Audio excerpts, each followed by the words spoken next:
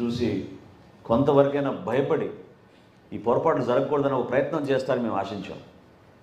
కానీ ఈ ప్రభుత్వ కాలం పూర్తిగా పూర్తవుతున్న సందర్భంలో ముఖ్యమంత్రి గారు కూడా ఎక్కడ కూడా ప్రెస్ కాన్ఫరెన్స్లు పెట్టరు, ఎవరితో కూడా చర్చించరు.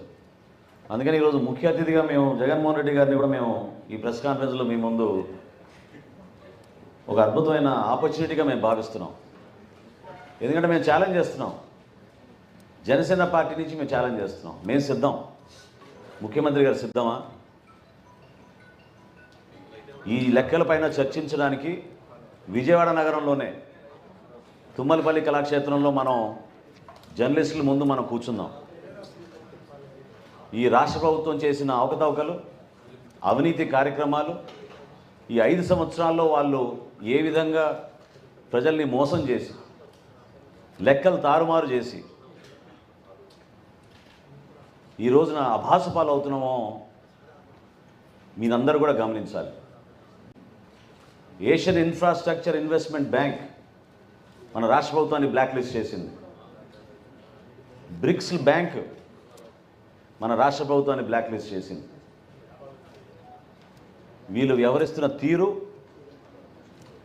వీళ్ళు ముఖ్యమంత్రి గారి ఆధ్వర్యంలో జరుగుతున్న ఈ పరిపాలన రాష్ట్ర ప్రజలకి సమాధానం చెప్పాలి, ఒక చర్చకు రావాలి. మేము ఆహ్వానిస్తున్నాం.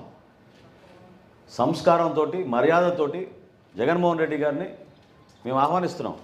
ఒక చక్కటి వేదిక ఏర్పాటు చేసుకుందాం, రండి మాట్లాడదాం.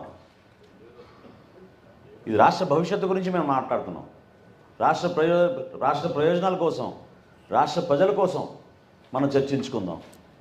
ఎందుకు మీరు అనవసరంగా గొంతు చించుకునే విధంగా ఉపన్యాసాలు ఇచ్చి సంస్కారం లేకుండా ప్రతిపక్షాలపైన మీరు దాడులు చేసుకుంటూ వెళ్తే, ప్రజల్ని కూడా రెచ్చగొట్టి దాడులు చేయమని మీరు ప్రోత్సహిస్తూ ఉంటే అది ఎంతవరకు సబబు చెప్పండి.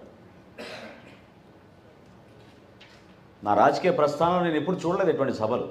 నాకు చాలా ఆశ్చర్యం కలిగించి ఆవేదనతోటి ఈ రోజున ఇటువంటి సభ ఏర్పాటు చేసి రాష్ట్ర ప్రజలకు తెలియాలనే ఒక ప్రయత్నం ద్వారా జనసేన పార్టీ నుంచి మేము చేస్తున్నాం.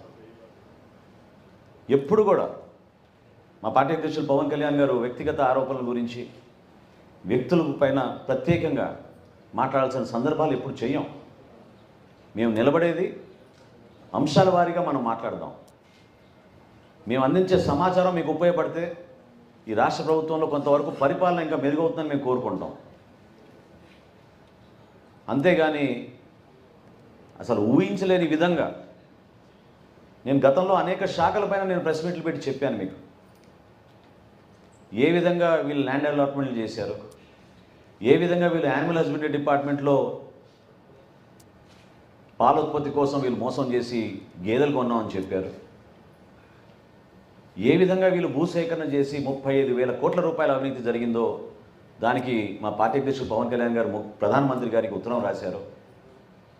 అదేవిధంగా ఈరోజు మీకు చెప్పిన ఈ లెక్కలు మేము క్యాగ్ని డిమాండ్ చేస్తున్నాం. దీనిపైన ఎంక్వైరీ జరపాలి. రాష్ట్ర ప్రభుత్వం కూడా 4 రోజుల్లో శాసనసభ సమావేశాలు, చివరి శాసనసభ సమావేశాలు ఈ ప్రభుత్వానికి ప్రారంభమవుతున్నాయి. కాబట్టి ఈ బడ్జెట్ సమావేశంలో ఖచ్చితంగా ఈ ప్రభుత్వం, ముఖ్యమంత్రి గారు వీటిపైన సమగ్రమైన విచారణ జరిపి ఈ లెక్కల్ని తేల్చాల్సిన అవసరం డెఫినెట్గా ఉంది.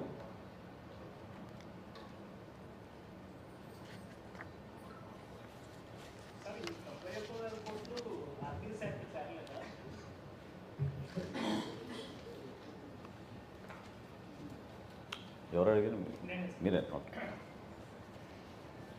ఇది ఆర్థిక శాఖ ద్వారా తీసుకున్న రుణాలేనండి, కార్పొరేషన్ ద్వారా కాదు. లెక్కలు మిస్ అయినాయి. వాళ్ళు చూపించేది 1,72,000 కోట్ల రూపాయలు, కానీ ఇది వాస్తవం.